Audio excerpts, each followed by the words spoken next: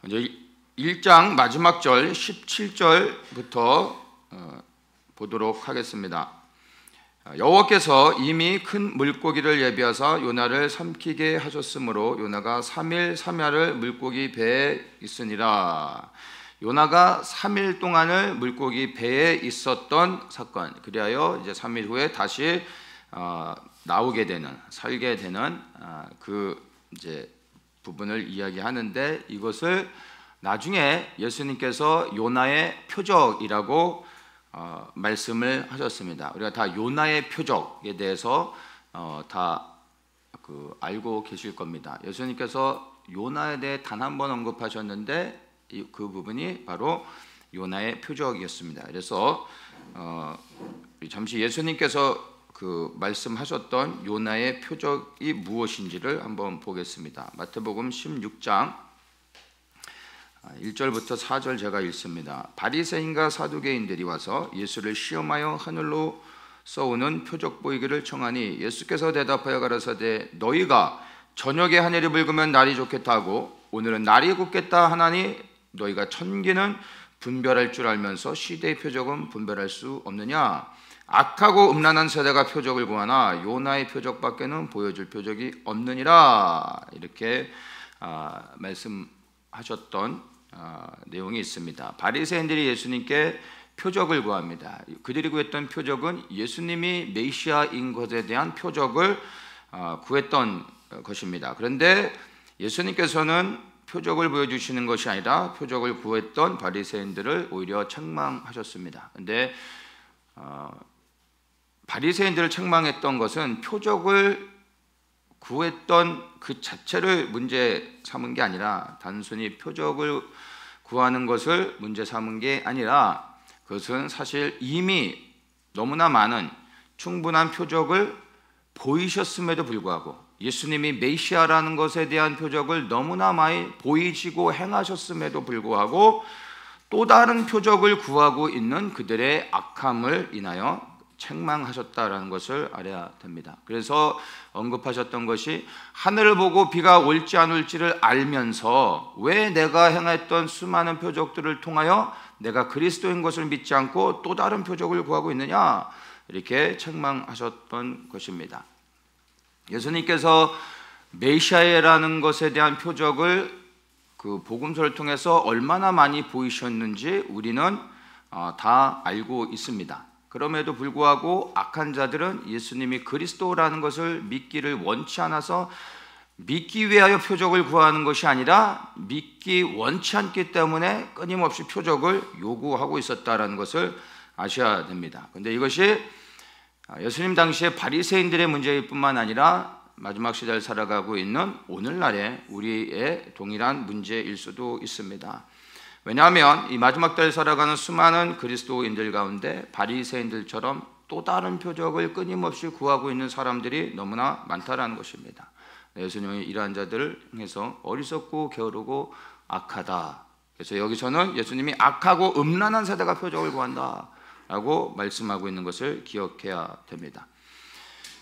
우리가 살아가고 있는 이 시대 가운데서 예수님이 메시아임을, 그리고 또한 다시 오실 것에 대한 수많은 표적들을 이미 우리에게 보여주셨습니다. 예수님께서 제자들에게 마지막 때 일어날 그 징조에 대해서 말씀하셨고, 그리고 우리는 그 징조를 통해서 말씀하신 그 성경의 징조와 오늘날 우리 시대에 일어나고 있는 수많은 일치되는 사건들을 통하여 우리가 살아가고 있는 이 시대가 그리스도의 재림이 임박해 있음을 너무나 우리는 다 알고 있습니다. 그럼에도 불구하고 또 다른 표적을 찾고 있는 많은 사람들이 있다라는 것입니다. 이런 사람들은 항상 또 다른 표적을 찾고 있는, 자신을 깨어있는 자라고 착각하지만 사실은 늘 표적만 찾다가 결국에는 실체를 놓치게 될 가능성이 너무 많다라는 것을 기억해야 됩니다. 표적을 끊임없이 찾는 자들을 향하여 악하고 음란한 세대다라고 말씀하신 예수님의 이 책망을 우리는 무섭게 여기고 기억을 해야 되는 것입니다. 여러분, 표적 자체를 구하는 건 정말 죄가 아닙니다. 그러나 이미 수많은 표적을 보여주셨음에도 불구하고 여전히 또 다른 표적들, 마지막 때 징조들만 끊임없이 찾아다니는 것은 죄라는 것을 여러분 분명히 아셔야 됩니다. 그 표적을 더 많이 확신하고 표적들을 늘려갈수록 우리의 믿음이 성장하는 것이 아니라, 이 표적을 깨달았다면 이제는 또 다른 표적을 구하는 것이 아니라 정말 그리스도의 재림이 임박해 있음을 안다면 이제 우리가 남은 이 땅에서의 삶을 어떻게 준비해야 되는 것인가를 고민하고 우리의 삶을 그 다시 오심에 맞춰서 살아가는 것이 정말 지혜로운 자의 삶이라는 것을 기억하시고, 표적을 구하기보다 이제 다시 오실 주님의 길을 예비하는 그러한 삶을 사시길 주님의 이름으로 축복합니다. 이렇게 또 다른 표적을 구하는 자들에게 예수님께서 말씀하셨던 것이 바로 요나의 표적이었다라는 것입니다. 너희에게 보여줄 표적은 이제 다른 게 없다, 요나의 표적이다 라고 말씀하셨는데, 이 말씀을 하셨을 때 이것을 이해하는 사람은 아무도 없었을 것입니다. 그러나 예수님이 정말 죽으시고 무덤 가운데서 3일 만에 다시 부활하셔서 무덤에서 나오시고 예수님의 살아계심을 눈으로 본 많은 사람들이 예수님이 말씀하셨던 이 요나의 표적이 바로 그리스도의 다시 사심이었구나라는 것을 깨닫는 사람들이 분명히 성경 속에 많이 일어났음을 알고, 그리고 이런 사람들이 바로 예수님이 메시아라는 것을 확증하고 회개하며 주님 앞에 나와 구원을 얻는 수많은 그러한 사람들이 있었다라는 것을 우리가 알고 있습니다. 그래서 우리도 또한 예수님을 직접 목격한 것은 아니지만, 그 부활의 사건을 직접 현장에서 본 것은 아니지만, 예수님의 말씀과 또 사도들의 증거와 그리고 수많은 믿음의 선진들의 그 증거들, 그리고 성경의 말씀을 통하여서 우리도 동일하게 예수님께서 보이신 요나의 표적을 우리는 믿을 수 있습니다. 그래서 예수님께서 우리의 메시아 되시며 또한 다시 오실 하나님이심을 우리 또한 동일하게 믿음으로 고백할 수 있는 것입니다. 그런데 여기서 이 예수님이 보이셨던 요나의 말씀하셨던 요나의 표적 가운데서 우리가 한 가지 또 주목해서 보아야 할 내용이 있는데, 누가복음 11장 29절 30절을 한번 제가 읽도록 하겠습니다. 무리가 모였을 때 예수께서 말씀하시되 이 세대는 악한 세대라, 표적을 구하되 요나의 표적밖에는 보일 표적이 없나니 요나가 니느웨 사람들에게 표적이 됨과 같이 인자도 이 세대에 그러하리라. 자, 여기서 우리가 요나의 표적과 관련해서 주목해야 될 내용이 바로 30절입니다. 요나가 니느웨 사람들에게 표적이 되었다라는 것입니다. 악한 그 니느웨 사람들이 자신들의 적국 이스라엘에서 온 하나님의 선지자라는 사람이 자기들의 도성에 와서 니느웨가 멸망할 것이다, 하나님의 심판을 받을 것이다 라고 말을 하는데, 그 말을 곧이곧대로 믿고 돌이켜 회개하여 구원을 얻었다라는 것은 사실 우리가 많이 생각해 볼 필요가 있습니다. 같은 북이스라엘 백성들도 이런 하나님의 심판의 메시지를 들을 때 선지자들을 돌로 쳐 죽이는 사건들이 흔했는데, 오히려 적국에서 한마디로 얘기하면 재수없는 소리를 하는데, 이방의 선지자의 말을 왜 그들이 듣고 돌이켜 회개를 했냐 하는 것입니다. 이상하지 않습니까? 거기에는 이유가 있습니다.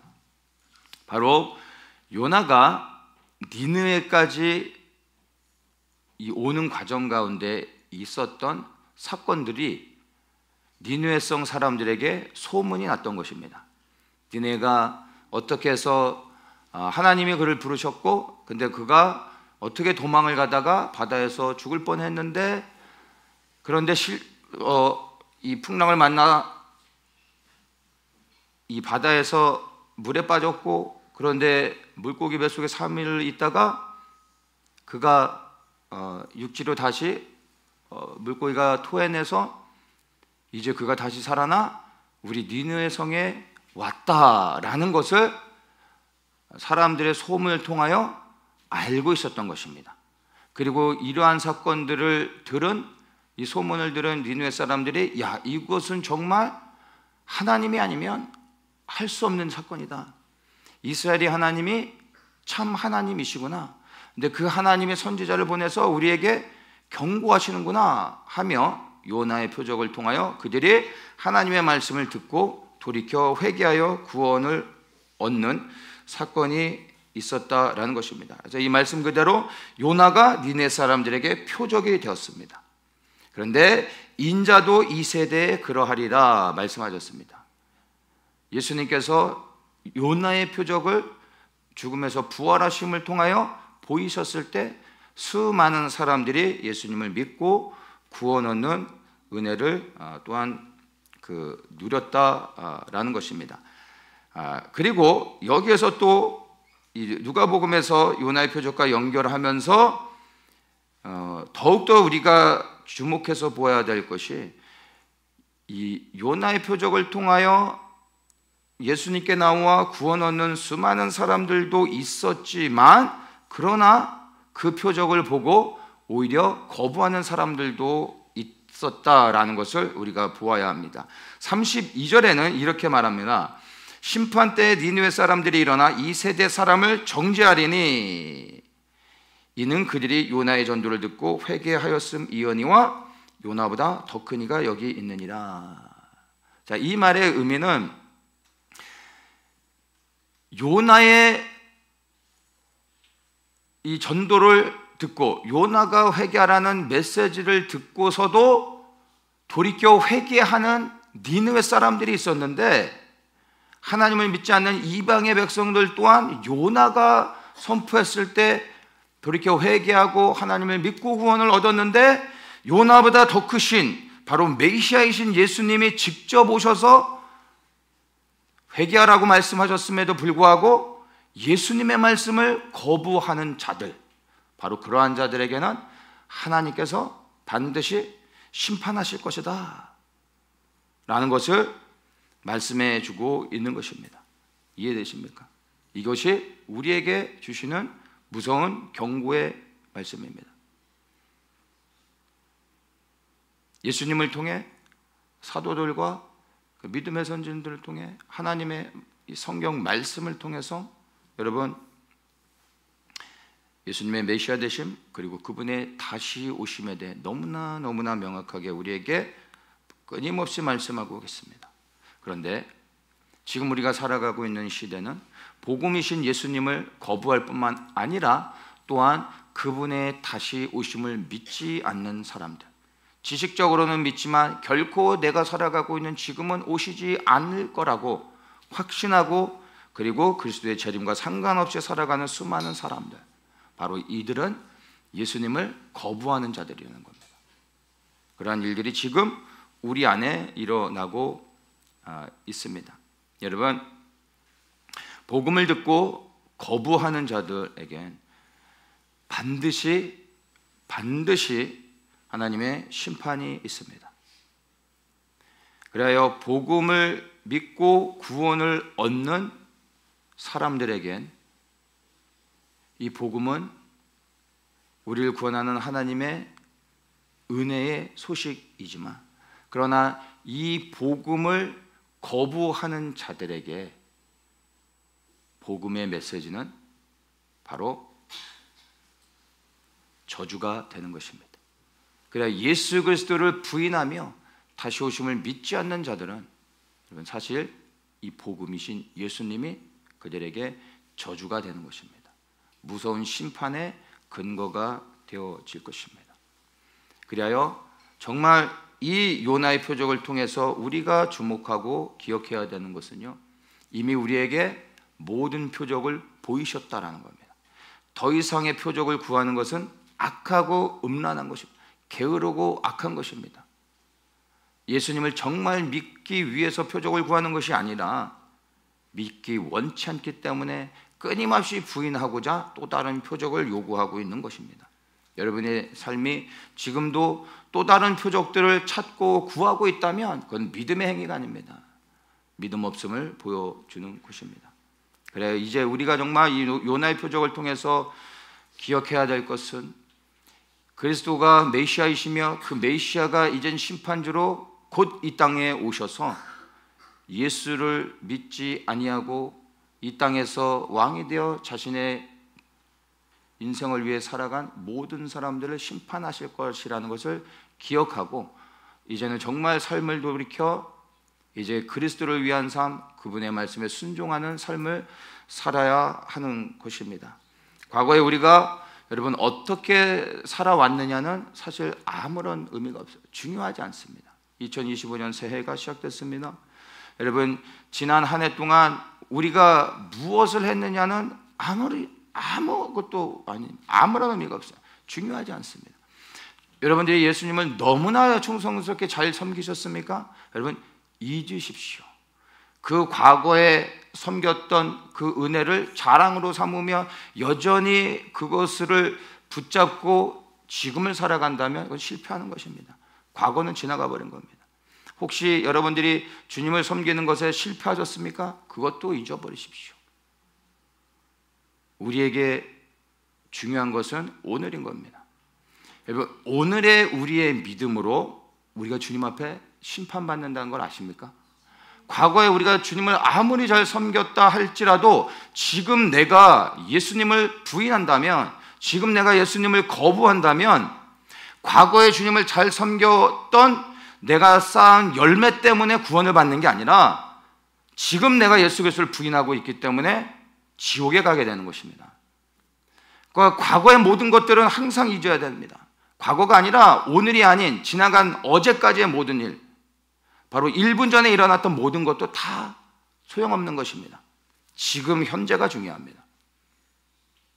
우리가 정말 지금 현재의 믿음으로 구원을 얻어 천국에 들어가게 될 때 과거의 주님을 위해 우리가 쌓았던 수많은 열매들이 상급으로 받는 은혜를 얻을 수는 있겠지만, 그러나 과거의 열매들로 인하여 구원을 얻는 게 아니라는 겁니다. 바로 지금 이 순간 우리가 주님을 붙잡아야 되고 주님을 사랑해야 되고 주님께 순종해야 되는 것입니다. 과거의 영광에 젖어 있습니까? 여러분 정신을 차리셔야 됩니다. 다 버리십시오. 과거를 자랑하지 마십시오. 부끄러운 일입니다. 과거를 자랑하는 자들은 넘어집니다. 반드시 넘어집니다. 과거에 여러분의 부끄러움들이 있습니까? 한 해 동안, 지난 한 해 동안 주님을 섬기지 못한 것으로 인하여 여러분 안에 마음에 부끄러운 모습들이 있습니까? 여러분 그것도 지나가는 겁니다. 지금 바로 이 순간 우리가 주님을 생명 다해 사랑하며 주님을 섬긴다면 이제 우리에게 새로운 은혜가 부어지는 것입니다. 바로 지금입니다. 내일도 아닙니다. 내일부터는 정말 내가 생명을 다해 주님을 섬겨야지 하는 건 지금은 안 섬기겠다라는 겁니다. 오늘까지는 좀 쉬겠다라는 겁니다. 근데 오늘 주님이 나를 부르신다면 내일부터 헌신했기 때문에 구원을 받는 것이 아니라 오늘 주님과 상관없는 삶을 살았기 때문에 심판받는 것입니다. 여러분 정말 이 요나의 표적을 통하여 우리에게 경고하시는 주님의 말씀을 기억하며 정말 지금 이 순간 매일의 삶 속에서 우리에게는 오늘밖에 없다는 것을 기억하고 오늘 하루의 믿음을 견고하게 붙잡고 주님을 충성스럽게 섬기는 분들이 되시길 축복합니다. 과거의 니느웨 사람들처럼 죄악 가운데 살았다 할지라도 정말 이제 시대의 표적을 분별하고 죄에서 돌이키고 회개하여 메시아이신 예수님을 믿고 순종하여 그분을 위한 삶을 산다면 우리는 넉넉히 주님의 구원의 은혜를 받아 하나님 나라에 들어가게 될 것입니다. 그래서 정말 니느웨 사람들처럼 여러분 죄악 가운데 살았다 할지라도 시대의 표적을 분별하고 회개하여 그리하여 예수님을 충성스럽게 섬기고 생명 얻는 자가 되시기를 축복합니다.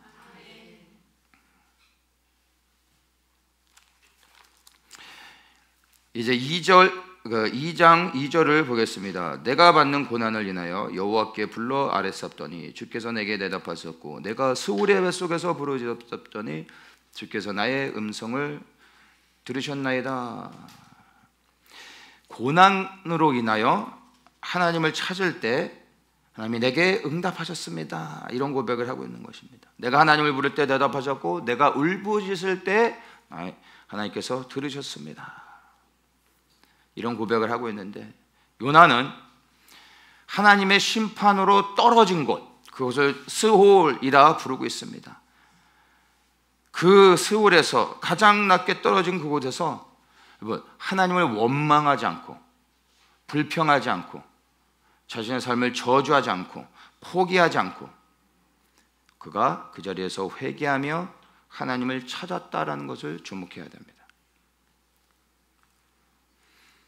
그가 하나님을 원망하고 불평하고 있을 때 하나님이 그를 만나 주신 게 아닙니다. 그의 부르짖는 소리를 듣고 응답하신 게 아니라는 겁니다. 주님에 대한, 하나님에 대한 변함없는 믿음과 신뢰함으로 가장 낮은 그 스홀이라는 곳에 떨어졌음에도 불구하고 거기서 변함없이 하나님을 소망하며 하나님을 찾을 때 들으시고 응답하셨다라는 것입니다. 이 스홀은 일반적으로 지옥이나 땅 아래, 무덤 이런 의미가 있습니다. 여러 가지 의미들을 갖고 있는데 하나님이 없는 곳, 그리고 가장 낮은 곳, 어두움 이런 의미로 이해를 하면 될 것 같습니다. 그래서 바로 이러한 스홀, 가장 낮은 곳, 어두운 곳, 하나님이 없는 곳으로 떨어졌다는 것은 무엇입니까? 절망인 겁니다. 절망. 이런 가운데서 요나가 내가 이런 상황에 처하면 내가 하나님을 찾겠습니다 라고 고백하는 게 아니라 그는 그 상황 속에서 하나님을 신뢰하고 그 하나님을 믿으며 하나님을 바라보았다라는 겁니다. 놀랍지 않습니까? 여러분, 혹시 여러분이 있는 곳이 스홀입니까? 스홀과 같은 상황 가운데 놓여졌다라고 생각하십니까? 근데 그건 별로 중요하지 않습니다. 내가 소망 없는 절망의 가장 깊은 곳에 있다 할지라도 요나와 같이 주님을 기뻐하고 감사하고 찬양하고 변함없이 주님을 신뢰하고 내가 떨어진 그 스홀에서 여전히 하나님은 선하십니다, 신실하십니다 라고 고백하며 그분의 이름을 부른다면 여러분, 하나님이 들으시고 응답하십니다. 구원의 은혜로 우리를 찾아오시고 역사하시는 겁니다. 우리가 어떤 환경 가운데 있느냐 중요하지 않습니다.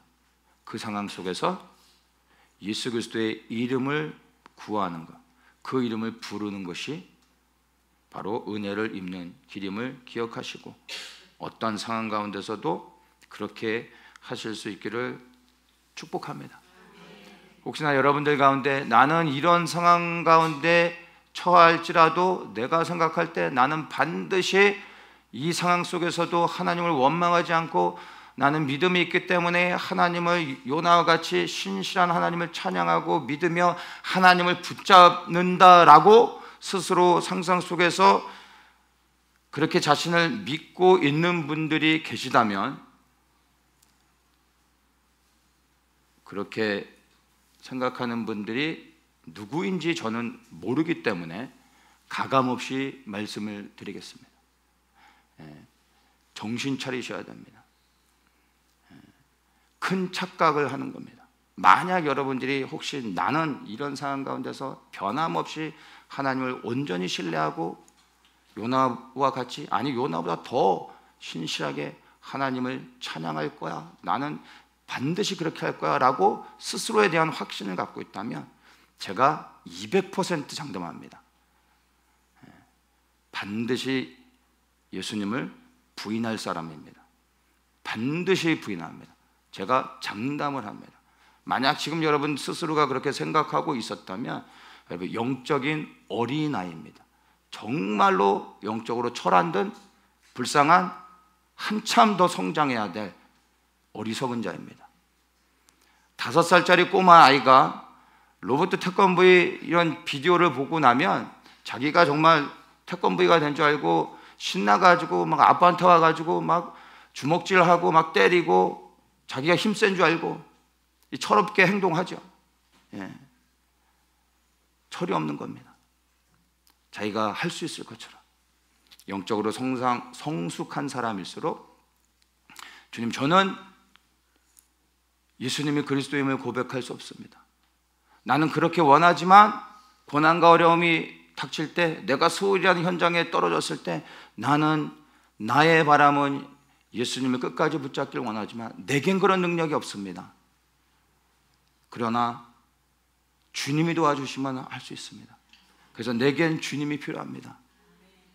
나의 결단으로 되지 않습니다. 주님, 그러니 나를 도와주십시오. 나를 버리지 마십시오. 혹 내가 주님을 부인하는 상황 가운데 갈 때 주의 성령으로 나를 붙잡으셔서 내 입술을 지키시고 내 믿음을 지켜주십시오 라고 기도하는 사람이 성숙한 사람인 것이고, 이러한 마음으로 주님을 간절히 찾는 자에게 주의 은혜가 임하여서 나의 능력이 아닌 성령의 감동과 역사하심을 통하여 죽음의 상황 가운데서도 믿음을 지킬 수 있다는 것을 기억하십시오. 나를 의지하는 순간 여러분, 그것은 패망의 길, 멸망의 길로 가는 것을 기억하시고, 여러분 스스로를 의롭게 여기거나 믿음 좋은 사람으로 착각하며 나는 할 수 있어요 라고 생각하지 마시고 온전히 오직 예수 그리스도만을 의지하는 그러한 분들 되시길 축복합니다. 4절에서 보면 내가 말하기를 내가 주의 목전에서 쫓겨났을지라도 다시 주의 성전을 바라보겠나이다 이렇게 고백하죠. 요나는 실제 그렇게 하고 있습니다. 하나님에게 쫓겨났음에도 불구하고 나는 여전히 나의 시선을 하나님을 향하여 바라보겠습니다. 내 시선을 다른 곳을 향하지 않겠습니다. 이 말의 고백은 무엇입니까? 내가 주님이 나를 버리셔도 나는 주님을 버리지 않을 겁니다. 나는 여전히 주님을 신뢰할 것입니다. 주님이 나를 스올에 떨어뜨리셔도 주님은 선하십니다. 주님은 신실하십니다. 이것이 하나님의 뜻이라면 그렇게 되길 원합니다 라고 기도하는 것입니다. 놀랍지 않습니까? 이것은 위대한 고백입니다. 여러분, 이런 고백을 하실 수 있습니까? 요나는 정말로 하나님으로부터 버림받았습니다. 하나님이 바다에 버리셨습니다. 죽음의 현장 가운데 떨어졌습니다. 물고기 뱃속에 들어가 있는 상태에서 이 고백을 할 수 있습니까? 여러분이 물고기 뱃속에서 하나님께 버림을 받았습니다. 그 수월의 현장에서 내가 하나님을 여전히 사랑합니다. 내 시선을 하나님께 둡니다 라고 고백하실 수 있겠냐는 말입니다. 보통 우리가 하나님이 우리에게 복을 주시면 우리도 주님 하나님께 감사합니다. 그렇죠? 누구나 다 하는 겁니다. 다른 신을 섬기는 사람들도 다 할 수 있는 겁니다. 그런데 우리가 원치 않는 상황 가운데, 고난 가운데 떨어질 때 주님을 원망합니다. 복을 주시면 하나님을 찬양하고, 고난에 처해지면 원망하고, 이게 일반적인 사람들의 모습인 것입니다. 여러분은 어떻습니까? 고난에 떨어질 때 하나님을 원망하고 불평하고 불신하는 사람이 더군다나 하나님으로부터 버림을 받았다면, 내가 버림받았다라는 것을 깨닫는 순간 여러분은 그 상황 속에서도 변함없이, 조건 없이 여전히 하나님은 선하십니다, 난 하나님을 신뢰합니다 라고 고백할 수 있겠냐라는 것입니다. 그런데 우리는 요나와 같이 이러한 상황 가운데 혹시 정말 버림받았다라고 느껴질 상황이 있다 할지라도 요나와 같이 여전히 나는 하나님을 바라봅니다, 주님을 신뢰합니다 라고 고백할 수 있는 믿음을 준비해야 됩니다. 마지막 때 여러분, 큰 환난의 시기가 오면 하나님께 버림받았다라고 느끼는 사람들이 있게 될 것입니다. 나는 하나님의 은혜로 큰 환난 가운데서 벗어날 줄 알았는데 내가 감당할 수 없는 고난과 어려움을 통하여 그 환난 가운데 놓여지게 될 때 버림받았다라고 느끼게 되는 사람들이 있습니다.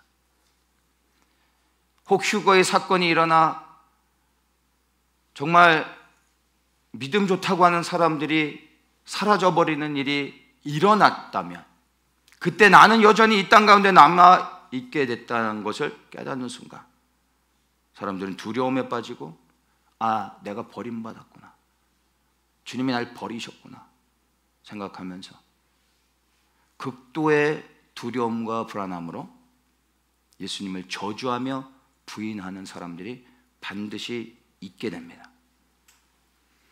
지금 교회 안에서 일어나는 배도는 미혹의 역사입니다.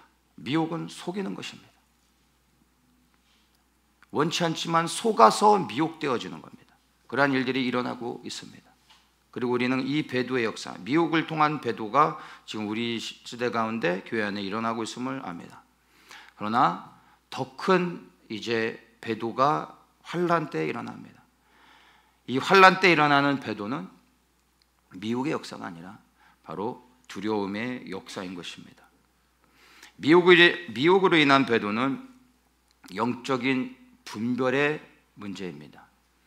영으로 잘 분별하는 사람들은 이 미혹으로부터 잘 분별하여 그것에서 빠지지 않고 그리고 배도의 길에 들어서지 않고 믿음을 지킬 수 있습니다. 그러나 여러분, 환난으로 인한 배도는 영적 분별의 문제가 아닙니다. 환난으로 인한 배도는 나를 사랑한 결과로 맺게 되는 자기 사랑의 결과인 것입니다. 왜 사람들이 환난 가운데 들어갈 때 극심한 두려움을 느끼다가 예수님을 부인합니까? 바로 나를 사랑하기 때문에, 내 생명을 지키려고 하기 때문에. 그런데 내가 버림받았고 내가 죽을 위기에 처해졌다라는 것을 깨닫는 순간 자기 자신에 대한 그 사랑으로 예수님을 부인하는 겁니다. 거부하는 것입니다. 그래서 여러분, 자기 사랑의 끝은 반드시 하나님을 배도하는 열매로 맺게 됩니다. 자기 사랑은 영적 자살 행위와 같습니다. 미혹의 배도는 주님의 은혜로 돌이킬 수 있는 기회를 주시지만, 왜냐하면 그것은 미혹의 역사이기 때문에 주님께서 은혜 가운데 돌이킬 수 있는 기회를 주시는 겁니다. 그러나 자기 사랑으로 인한 배도는 스스로의 결정입니다. 나의 의지적 결정입니다. 그래서 이것은 두 번째 일어나는 배도, 환난으로 일어난 배도는 결코 다시 한번 기회를 주시는 일이 없다라는 것을 아셔야 됩니다. 무서운 이야기입니다. 여러분, 자기 자신을 사랑하는 일들에서 여러분 분별하시고, 그리고 자기를 사랑하는 것을, 내 자신을 내려놓으셔야 됩니다. 정말 여러분이 영혼의 구원을 얻기를 원한다면 나를 붙잡으면 붙잡을수록 그것은 오히려 내 영혼을 잃어버리는 것입니다. 나를 내려놓고, 나의 자기 사랑을 내려놓고 오히려 예수님을 사랑하고 예수님을 붙잡는 것이 나의 영혼을 지킬 수 있는 유일한 구원의 길이라는 것을 기억하십시오. 예수님을 더욱더 사랑해야 내 영혼을 지킬 수 있습니다. 내가 나의 영혼을 지킬 수 있는 것이 아니라 예수님이 내 안에 임하시고 성령의 강권하시는, 지키시는 그 능력이 나를 보호하실 때 영혼의 구원을 얻을 수 있음을 기억하시고, 여러분, 자기 사랑을 해서는 안 됩니다. 이 자기 사랑하는 사람들, 자기 의가 드러나고 끊임없이 자기를 드러내고 자기를 중심에 두려고 하고 인정받으려고 하고, 그리하여 결국엔 예수님을 사랑하는 것 같지만 그렇지 않다라는 것을 반드시 기억하십시오. 여러분, 우리가 정말 사랑해야 될 분은 내 자신이 아니라, 우린 사랑받을 존재가 아니라, 사랑해야 될 존재가 아니라 내려놓아야 될 존재입니다. 오직 우리가 정말 전심을 다해 사랑해야 될 분은 예수 그리스도인 것입니다. 그분을 사랑하는 것이 내 영혼을 구원하는 길이며, 그분을 사랑하는 것이 믿음을 지키는 것임을 기억하시고 자기 사랑을 버리고 예수님을 더욱 사랑하시길 주님의 이름으로 축복합니다. 어떻게 하면 요나와 같이 버림받은 상황 속에서도 변함없이 하나님을 바라볼 수 있을까요? 아까 말씀드린 것처럼 자기 사랑을 내려놓고 하나님을 사랑하는 것입니다. 끊임없이 하나님을 경외하고 찬양하고, 그리고 하나님을 묵상하며 그 선하심으로 인해 기뻐하고 감사하고, 끊임없이 하나님을 나의 삶 속에서 끊임없이 묵상하고 그 하나님을 붙잡고 그분과 함께 동행하며 나아가는 것입니다. 이럴 때 혹 내가 준비되지 않은 상황 가운데, 원하지 않을 때 수월의 현장 가운데 떨어진다 할지라도 내가 아닌 내 안에 역사하시는 주님의 은혜가 나를 붙잡는다라는 것을 여러분 반드시 기억하십시오. 매일 성경을 읽고 매일 시간을 내서 기도하는 것도 중요하지만 정말 더 중요한 것은요, 말씀을 읽고 기도하고 주님을 섬기는 어떠한 일들이 끝나고 난 이후에 모든 시간들이 늘 예수 그리스도와 함께 연합되어져서 늘 주님을 바라볼 수 있어야 된다라는 것입니다. 제가 공부는 안 해봐서 공부로는 얘기를 못하겠지만, 어떤 운동에도 운동을 잘하기 위해서는 당연히 운동하는 시간에 누구보다도 열심히 하고 집중하고, 또 운동이 끝난 후에도 다른 사람들보다 더 많은 시간을 할애해서 운동을 해야 되지만 그걸로는 부족합니다. 정말 운동을 잘하기 위해서는 운동이 끝난 후에 무엇을 하느냐가 중요합니다. 운동은 끝났지만 하루 종일 운동에 대한 것을 생각하고 계속해서 이미지 트레이닝을 하고, 잠잘 때도, 저는 잠잘 때도 발차기를 하고 그랬습니다. 아내가 얘기해 주는데, 결혼 초기에는 자다가 같이 누워 자는데 아내가 제 발에 얼굴을 맞은 적도 여러 번 있었습니다. 잠자는 시간을 제외한 모든 시간들이 늘 어떻게 하면 이 동작을 더 잘할 수 있을까, 그리고 연구하고 생각하고 끊임없이 늘 일상이 운동에 대한 것이었습니다. 그런 사람들이 운동할 때 더 집중하고 운동이 끝난 후에도 늘 그 생각으로 하루 종일 생각이 가득 차 있는 겁니다. 그런 사람들이 최고가 되는 겁니다. 여러분, 믿음도 동일합니다. 오늘 말씀을 읽었으니까 충분히 읽었고 기도도 충분히 했으니까 딱 덮는 순간 이제 예수님은 성경과 함께 접혀져 버리고, 그리고 이제 나의 삶을 살아간다면 이것이 실패하는 삶입니다. 정말 영적인 사람들은 말씀이 읽고 난 후에, 기도가 끝난 후에 주님을 섬기는 그 수고를 끝내고 난 후에 여전히 주님을 생각하고, 여전히 주님을 묵상하고, 여전히 주님을 사랑하며 끊임없이 주님과 연합하고 동행한다라는 겁니다. 근데 이것은 노력으로 되지 않습니다. 물론 노력해야죠. 이렇게 끊임없이 우리가 일상의 모든 삶의 24시간이 늘 그리스도와 연합될 수 있도록 몸부림치는 사람들이 영적으로 성숙한 사람이고, 혹 어떠한 상황 가운데 놓일 때 내가 아닌 주님의 은혜로 죄의 현장 가운데서 주님이 나를 범죄하지 않도록 지켜주시고, 내가 잘못된 선택을 하는 그 순간에 내가 아닌 주님의 지혜로 주님이 길을 바꿔주시며 주님이 지켜주신다라는 겁니다. 이것을 꼭 기억하시고 여러분, 여러분의 일상에 하나님과 함께하는 시간들이 끝나는 그 순간부터 다시 여러분의 영이 늘 그리스도와 함께 연합될 수 있도록 더욱더 주님을 바라보실 수 있기를 축복합니다. 6절입니다. 내가 산의 뿌리까지 내려가 싸우며 땅이 그 빗장으로 나를 오래도록 막아 싸우니 나의 하나님 여호와여, 주께서 내 생명을 구덩이에서 건지셨나이다. 하나님을 바라본 결과 스오레까지 떨어졌음에도 불구하고 변함없이 주님을 신뢰하며 바라봤을 때 어떠한 결과를 맺는지를 말해줍니다. 무엇입니까? 나의 하나님이 내 생명을 구덩이에서 건지셨나이다. 아멘. 가장 낮은 바닥에 떨어지고 땅이 나를 붙잡으려고 했지만 내가 하나님을 여전히 신뢰하며 바라보았더니 하나님이 나를 그곳에서 구원하셨습니다 라는 고백을 하고 있습니다. 이 고백이 우리의 고백이 되어질 수 있기를 정말 간절히 원합니다.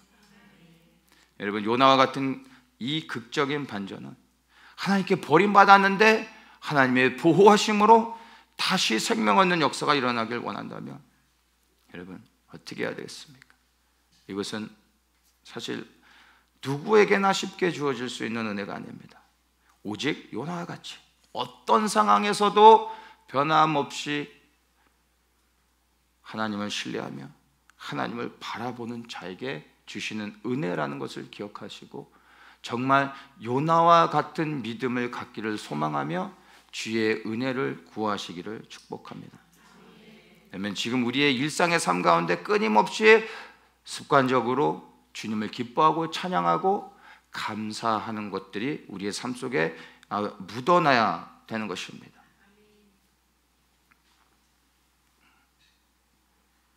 그러면 죽음의 상황 가운데 놓였을지라도 주의 은혜가 나를 붙잡으시고 주님을 찬양할 수 있는 능력을 주시고 혹 몸은 죽는다 할지라도 영혼을 구원하시는 그 구원의 은혜를 경험하게 될 것입니다. 7절입니다. 내 영혼이 내 속에서 피곤할 때 내가 여호와를 생각하였었더니 내 기도가 주께 이르렀사오며 주의 성전에 미쳤나이다. 내가 힘이 다해 지쳐 쓰러졌을 때, 내가 더 이상 아무것도 할 수 없을 때 내가 주님을 기억했습니다. 요나가 기억한 하나님은 어떤 하나님이었을까요? 섭섭한 하나님? 실망스러운 하나님? 미운 하나님? 아니죠. 그러면 나의 상황과 상관없이 신실하신 하나님, 참 선하신 하나님, 좋으신 하나님, 그 하나님을 기억했던 겁니다. 그렇게 하나님을 바라보고 그 하나님을 묵상할 때 하나님의 은혜가 임하여 그를 구원해 주셨습니다. 어떤 상황에서도 내가 이해되지 않는다 할지라도 여러분, 내가 그렇게 고백할 수 없다 할지라도 여러분의 입술을 지키시며 주님을 향한 온전한 믿음을 여러분의 심령 가운데 가지십시오. 그리고 주님을 향하여 동일한 고백을 하십시오. 요나와 같은 이 고백을 하십시오. 그러면 주께서 찾아오시고 응답하시고 구원하시고 고개를 들게 하실 것입니다. 8절을 보겠습니다. 무릇 거짓되고 헛된 것을 숭상하는 자는 자기에게 베푸신 은혜를 버렸사오나. 어떤 사람이 하나님을 버리는지를 말해주고 있습니다. 거짓되고 헛된 것을 섬기는 자입니다. 하나님보다 다른 것을 더 사랑하고 하나님보다 다른 것을 더 가치 있게 여기고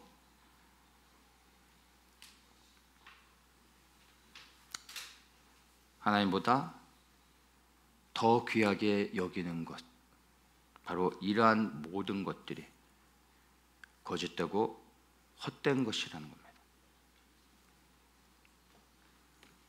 우리 안에 이러한 것이 있음을 부인할 수 없습니다. 물론 우리는 예수님을 가장 사랑하고 가장 존귀히 여길 것입니다. 그러나 이것이 매일의 삶 속에서 변치 않는 우리의 고백이면 좋겠지만, 지금은 우리가 예수님을 가장 사랑하지만 우리의 상황과 형편에 따라 예수님보다 더 좋아 보이는 것이 있지 않습니까? 예수님보다 지금 당장은 더 필요한 것이 있지 않습니까?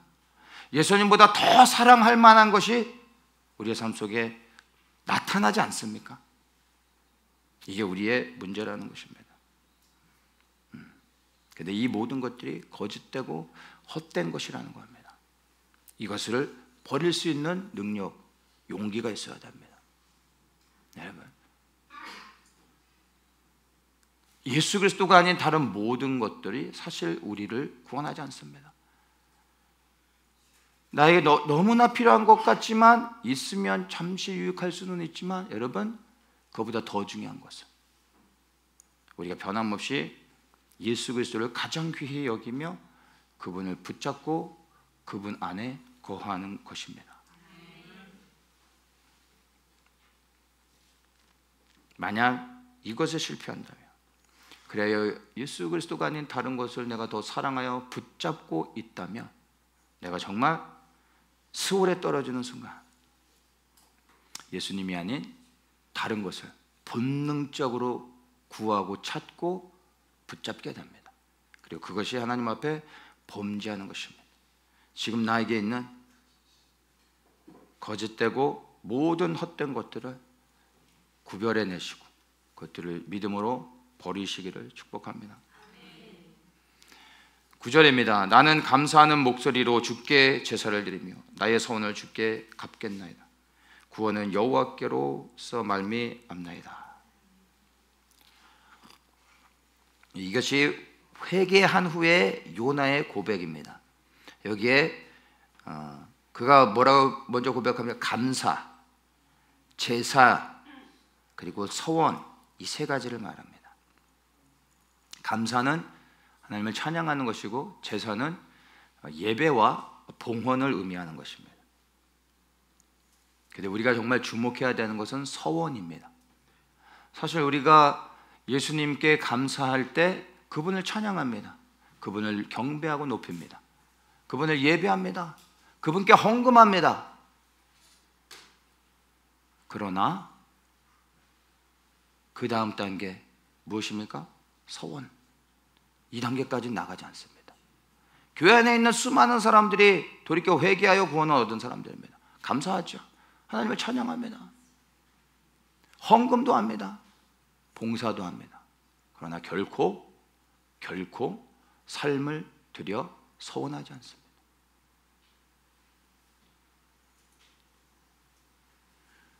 여러분, 하던 일 다 때려치고 신학교 가라는 얘기가 아닙니다. 목사가 되라는 얘기가 아닙니다. 저 선교사로 어디 오지를 가라는 얘기가 아닙니다. 매일 교회 나와서 봉사라는 얘기가 아닙니다. 우리 모든 그리스도인들은 각자의 주님께서 부르신 삶의 현장에서 그 현장을 나의 부르신 사명의 자리로 여기고 충성스럽게 주님을 섬기듯이 나의 있는 자리에서 최선을 다해야 됩니다. 그러나 그것으로 충분하지 않습니다. 그것은 기본인 것이고, 그 다음에 내 삶을 주님 앞에 더욱더 소원하여 헌신하여 주를 위해 살아야 됩니다. 근데 어떻게 그렇게 할 수 있습니까? 그것이 교회의 역할입니다. 교회에 주신 하나님의 부르심의 사명에 그것을 나의 비전으로 삼고 그 섬기는 교회 공동체를 통하여 주님의 일들을 감당하는 것입니다. 함께 연합하여 나아가는 것입니다.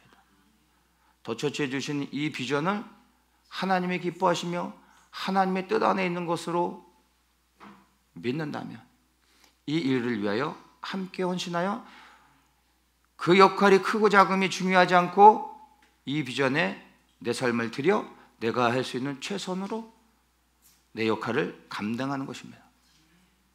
이것이 삶을 들여 헌신하는 것입니다. 여러분은 주님을 위하여 감사하는 단계입니까? 제사를 드리는 단계입니까? 아니면 삶을 서원하여 헌신하여 주님께 드리는 단계입니까? 여러분 스스로를 보십시오. 너무나 많은 사람들 세 번째 단계까지 나가지 않습니다. 그것은 특별한 부르심을 받은 사역자들만 하는 것으로 착각하며 삶을 들여 헌신하지 않습니다. 그게 아니라는 겁니다. 우리 모두가 구원을 받은 자들이라면, 날 구원하신 주님이 구원자일 뿐만 아니라 그분이 나의 주인이라는 것을 믿는다면, 이제 우리의 삶은 내가 무엇을 하든, 내 직분이 무엇이든, 나를 사람들이 뭐라고 부르든 그리스도의 사람으로 그리스도의 일을 섬겨야 되는 것입니다. 그럼 나는 서원하였는가? 그래요. 주님을 어떻게 섬기고 있는지 여러분 스스로를 한번 돌아보시기를 바랍니다. 하나님의 나라가 이 땅에 임하고 있습니다. 그리스도의 재림이 임박해 있습니다. 그러면 정말 이 시대의 교회들이 해야 될 일들, 그리고 이 시대를 분별하고 깨어있는 사람들이라면 이 시대 가운데 무엇을 해야 될지를 여러분 다시 한번 생각해 보십시오. 우리에게 주어진 시간이 얼마 없다라고 하면, 그 시간이 얼마인지는 우리는 알 수 없지만 그리스도의 재림이 가까우고 있다는 것을 안다면 이제 우리가 해야 될 일은 무엇입니까? 주의 길을 나아가 예비하며 그 영광스러운 길을 우리가 등불을 들고 나아가 밝혀야 되지 않겠습니까? 바로 이 일 가운데 여러분의 삶을 헌신할 수 있기를 주님의 이름으로 축복합니다. 이 요나의 소원은요, 구체적으로 하나님의 말씀에 순종하여 다시 니느웨로 가서 회개를 선포하는 것이었습니다.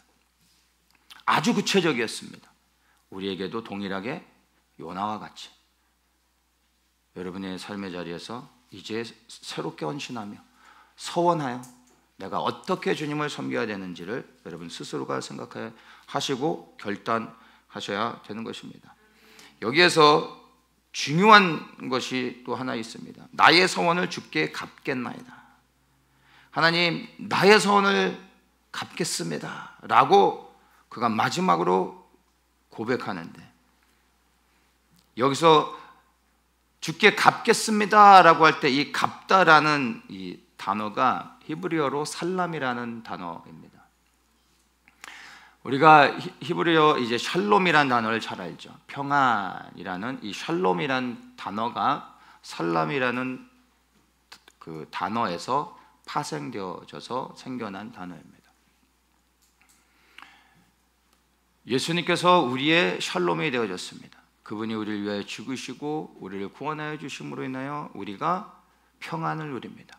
구원의 은혜를 누리고 있습니다. 그래서 우리가 이 땅 가운데서 정말 구원의 은혜 가운데 샬롬, 평안을 누리며 살아가고 있습니다. 그런데 이 샬롬의 은혜를 누릴 수 있게 된 것은 그리스도께서 우리를 위해 살람하셨기 때문이라는 것입니다. 이 살람이라는 단어는요, 빚을 갚다, 지불하다, 배상하다 이런 의미가 있는 겁니다. 그리스도께서 우리를 위하여 살람하셨기 때문에, 우리를 대신하여 빚을 갚아주셨기 때문에 우리가 샬롬, 평안할 수 있다는 겁니다. 우리가 받은 구원의 은혜는 거저받은 것이 맞습니다. 그러나 결코 거저받은 은혜가 아니라는 것 또한 아셔야 됩니다. 우리가 생각할 때 우리는 거저받은 것이죠. 아무것도 한 것 없이 받은 것이지만, 그러나 예수님께서 우리를 구원하기 위해 처절하게 비참하게 값을 치르셨다는 것을 기억해야 됩니다. 구원의 은혜는 거저받는 게 아닙니다. 우리가 치러야 될 대가를 주님이 치르셨기 때문에 받는 은혜라는 것입니다. 그분이 살람하셨기 때문에 우리가 샬롬할 수 있는 것입니다. 우리를 위하여 빛을 갚고 죽으셨기 때문에 우리가 구원을 누릴 수 있는 것입니다. 그래야 우리에게 주신 구원의 은혜를 여러분 거저받은 값없는 것으로 생각해서는 안 됩니다. 이 구원을 경홀히 여기는 자에게 하나님의 심판이 임하는 것입니다. 이 구원이 어떻게 우리에게 임했는지를 생각한다면 구원받은 자로서 결코 구원받은 이후의 삶을 헛되게 살 수 없습니다. 왜냐하면 그분의 피값으로 사셨기 때문에, 하나님의 피값으로 사셨기 때문에 우리의 삶은, 우리의 생명은 더욱더 귀한 것입니다. 내가 귀한 것이 아니라 내 안에 사신 그리스도 때문에 더욱더 귀한 것입니다. 그렇다면 요나를 통해서 우리가 구원받은 자가 가져야 할 태도가 무엇인지 이 말씀을 가만히 볼 수 있습니다. 요나는 구원을 받았습니다. 근데 그가 어떻게 합니까? 감사하고 제사를 드리겠습니다 라고 끝납니까? 아니요. 나의 소원을 주께 갚겠나이다. 이게 구원받은 자의 마땅한 태도입니다. 여러분, 구원 받으셨습니까?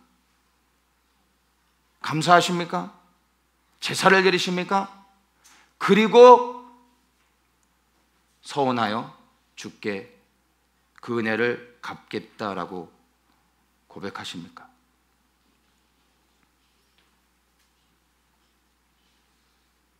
나를 구원하신 주님의 은혜에 내가 보답하겠습니다.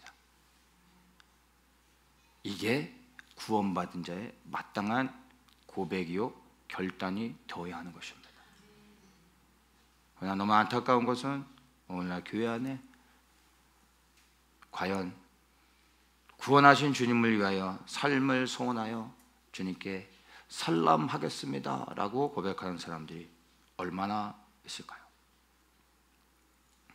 다시 말씀드립니다. 주님 안에서 샬롬을 누리고 있는 모든 자들은 주를 위하여 살람해야 됩니다.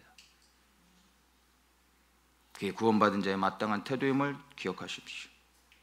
그리고 이것이 구원을 이루어가는 과정이라는 것도 여러분이 아셔야 됩니다. 구원받은 이후의 삶은 결코 구원받기 이전의 삶과 동일할 수 없습니다. 구원받기 이전의 삶의 주인은 나였지만 구원받은 이후의 삶은 나는 죽고 그리스도가 사시는 것이라며, 이제 내 삶은 나를 위하여 살지 않고 주를 위하여 살게 되어지는 것입니다. 아니, 자동적으로 되어진다는 것이 아니라 이제 주님이 내 안에 주인이시라면 주를 위한 삶으로 내 삶의 방향이 바뀌어지게 되는 겁니다. 여러분의 삶이 구원을 받은 이후에도 여전히 동일한 방향으로 가고 있다면 뭔가 잘못된 것입니다. 구원받은 이후에 우리의 삶은 이제 보너스로 살아가는 것이고, 내가 주인이 아닌 나를 구원하신 주님이 주인이 되어서 이제는 내가 원하는 삶이 아닌 그분이 나를 이끄는 대로 그분의 영광을 위해 살아가야 된다는 것을 기억하시고, 나의 삶의 자리에서 내가 어떻게 서원하여 주님을 위하여 살아야 되는지 여러분 고민하셔야 됩니다. 무엇을 먹을까 마실까 입을까를 고민하는 것이 아니라 내가 어떻게 내 삶을 서원하여 주님을 위하여 살아갈 수 있는가, 내게 명하시는 것이 무엇인가 여러분 정말 고민하며 주님께 구하셔야 됩니다. 우리를 구원하실 때 주님은 반드시 각 사람을 향한 하나님의 계획이 있으십니다. 아무 생각 없이 우리를 구원하신 것이 아니라 주님의 분명한 이유와 목적이 있기 때문에 수많은 세상의 사람들 가운데 우리를 택하여 구원해 주신 것입니다. 예수님을 알지 못하고, 아니 예수님을 복음을 들었음에도 불구하고 거부하며 살아가는 수많은 사람들이 있음에도 불구하고 그 가운데 우리가 예수님을 믿고 있다는 것은 여러분 확률적으로 얼마나 큰 주님의 은혜인지 아십니까? 우리의 지혜로 그분을 믿을 수 있었던 것이 아니라 그분의 은혜로 인하여 우리가 그분을 믿을 수 있었던 것입니다. 그렇다면 이제 나를 그렇게 은혜 가운데 세상 가운데 구별하여 택하시고 생명을 주신 주님이 내게 무엇을 원하고 계시고 내가 무엇을 소원하여 주님을 위해 살기 원하시는지를 고민해야 되는 겁니다. 그리고 그것을 발견한다면 여러분 삶을 결단하시고 주를 위해 사십시오. 이제 구원받은 이후에 우리의 삶이 구원의 완성을 향해 나아가는 것입니다. 이 살람을 결단할 때 생기는 일이 무엇이냐면 10절에 여호와께서 그 물고기에게 명하심에 요나를 육지에 토하니라. 놀랍지 않습니까? 그가 서원할 때, 결단할 때, 그 다음에 주님께서 명하여 물고기가 그를 이제 육지로 토하게 만듭니다. 내가 마음을 정하고 하나님께 순종하기로 하고 삶을 들여 헌신하기로 결단하는 순간 주님께서 나의 막힌 길을 열어내십니다. 혹 우리가 사망의 자리에 있다 할지라도 그분의 영광을 위하여 사명을 감당할 수 있도록 우리를 살려내시는 것입니다. 말씀을 마칩니다. 여러분, 구원받으셨습니까? 정말 구원받은 은혜 안에 감사하며 살아가고 있습니까? 그렇다면 이제 나를 구원하신 나의 구원자이실 뿐만 아니라 나의 주인 되신 예수 그리스도를 위하여 삶을 들여 헌신하십시오. 빛을 갚으십시오. 살람하십시오. 주님을 위해 여러분의 남은 삶을 들여 헌신하십시오. 이렇게 인사하며 말씀을 마치겠습니다. 샬롬, 살람하세요. 우리 옆에 사람들과 한번 인사하겠습니다. 샬롬, 살람하세요. 기도하겠습니다. 좋으신 하나님, 요나를 통하여 우리 한 사람 한 사람을 구원하신 하나님의 은혜가 얼마나 큰 것인지 이 시간 다시 한번 깨닫습니다. 그리고 그 구원의 은혜가 결코 구원으로 끝나는 것이 아니라 구원 이후에 사명자로 우리 한 사람 한 사람을 삶을 서원하게 하시고 주님을 위하여 결단하게 하시는 하나님의 부르심이 있음을 깨닫게 하여 주시고 구원받은 자로서 감사하는 자리에 머물지 않고 이제 영원한 생명을 허락하신 주님께 감사하며 이 땅에서의 남은 삶을 영광스러운 주님의 나라와 그 뜻을 위하여 기꺼이 서원하여 드리는 저희들 되게 하여 주시옵소서. 우리에게 샬롬의 은혜를 주셨사오니 이 땅에 그리스도의 샬롬이 온전히 임하는 그 일을 위하여 우리의 삶을 살람할 수 있도록 결단하게 하여 주시고 그렇게 결단할 때 우리의 고백 위에 주의 능력의 기름을 부으시사 주의 영광을 위해 살아갈 수 있는 힘과 능력을 더하여 주시옵소서. 예수 그리스도의 이름으로 기도합니다.